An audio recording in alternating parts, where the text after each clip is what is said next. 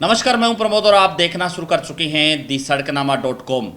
ये हमारी जिम्मेदारी है जो खबर सामने आए उसे उसी रूप में बिना किसी लाग लपेट तक आप तक पहुंचाई जाए।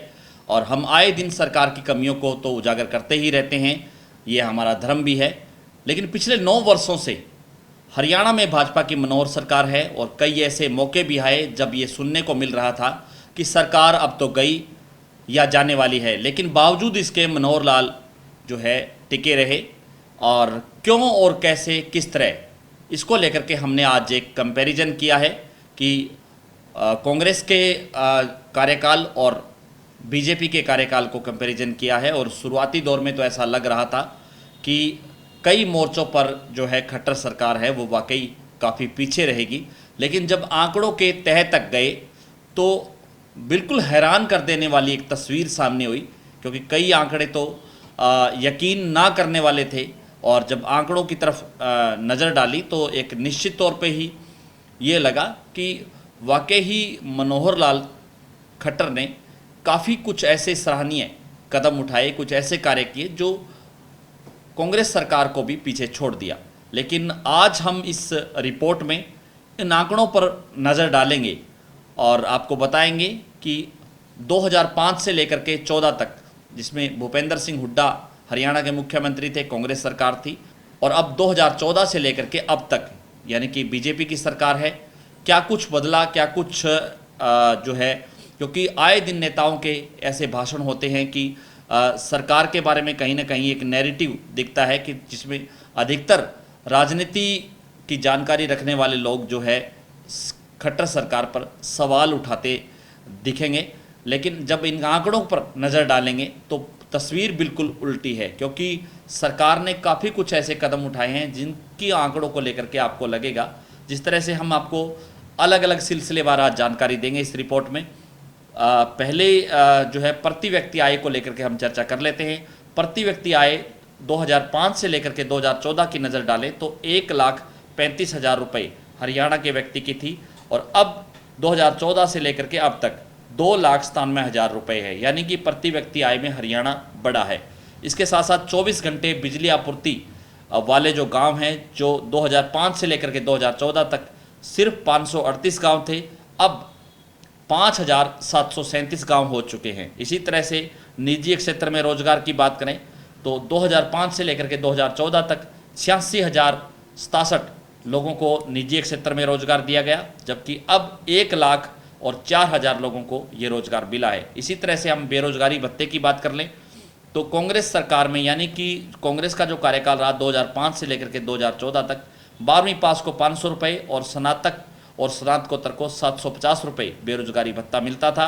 अब 12वीं पास को 900 रुपये और स्नातक और स्नातकोत्तर को 3,000 रुपये भत्ता है वो दिया जा रहा है। इसी तरह से ओलंपिक विजेता खिलाड़ियों के सम्मान की राशि की हम बात करें तो 5 करोड़ रुपये मिलते थे, अब 6 करोड़ रुपये मिल रहे हैं। इसी तरह से चाहे हम फसलों की बात कर लें, फसल नष्ट होने पर जो मुआवजा है पहले प्रति एकड़ 10,000 रुपये दिया जाता था, अब प्रति एकड़ है वो 15,000 रुपये मिलता है।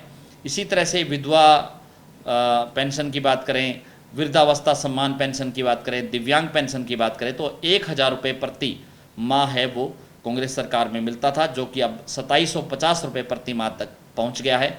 इसी तरह से शहीद सैनिक अनुग्रह अनुदान राशि को लेकर के हम चर्चा कर लें, और घायल सैनिकों के लिए खास करके निःशक्तता के आधार पर जो अनुग्रह राशि है वो पहले 20 लाख रुपए दी जाती थी, या 1 लाख रुपए से अधिक यानी 20 लाख तक दी जाती थी, लेकिन अब 50 लाख रुपए और 35 लाख रुपए अधिकतम जो है वो दी जाती है। इसी तरह से अनुसूचित जाति कल्याण बोर्ड के तहत लड़कियों के विवाह सगुन की राशि है जो पहले 31,000 रुपये मिलती थी। बीजेपी की हम बात करें, यानी मनोहर लाल खट्टर के मुख्यमंत्री 2014 से लेकर अब तक हम बात करें तो 71,000 रुपये वो राशि है वो मिल रही है। इसी तरह से चाहे स्वास्थ्य सुविधाओं की हम चर्चा कर लें, मेडिकल कॉलेज को लेकर के जहां कांग्रेस सरकार ने 6 मेडिकल कॉलेज बनाए, वहीं अब 9 मेडिकल कॉलेज, एम्स और कैंसर हॉस्पिटल भी हरियाणा में बने हैं।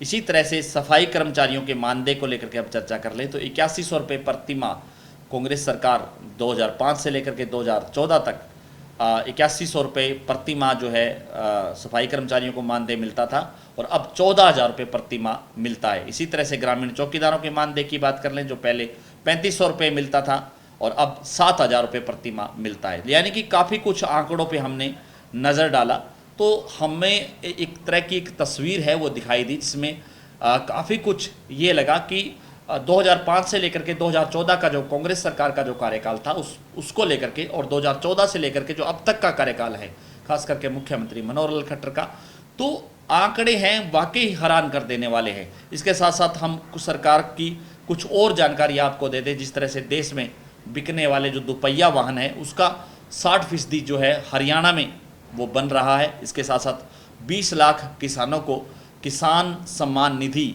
जो है वो भी दी जा रही है। पीएम आवास योजना के तहत 75,000 से अधिक जो है लोगों को मकान हैं वो भी बनाए जा रहे हैं। यानी कि ये कह सकते हैं कि पिछले 9 सालों में इतना कुछ हुआ और किसी को पता क्यों नहीं चला।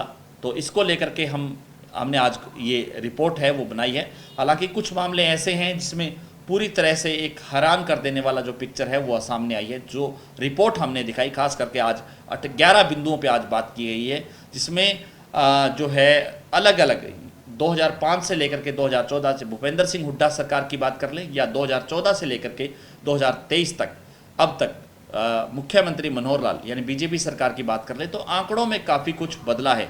लेकिन हरियाणा के जो राजनीतिक समझ के जो नेता हैं वो सरकार पे निशाना ही साधता दिखते हैं और जो है नैरेटिव उनका ये सेट है कि बीजेपी सरकार ने कुछ नहीं किया। लेकिन इन आंकड़ों पे एक हैरान कर देने वाली तस्वीर है वो बिल्कुल ज़रूर सामने आती है। तो ज़्यादा से ज़्यादा इस वीडियो को आप शेयर जरूर कर दीजिए और इस वीडियो को लेकर के, इन आंकड़ों को लेकर के आप क्या सोचते हैं, आप हमें कमेंट सेक्शन में अपनी राय जरूर दीजिए। बहुत बहुत शुक्रिया।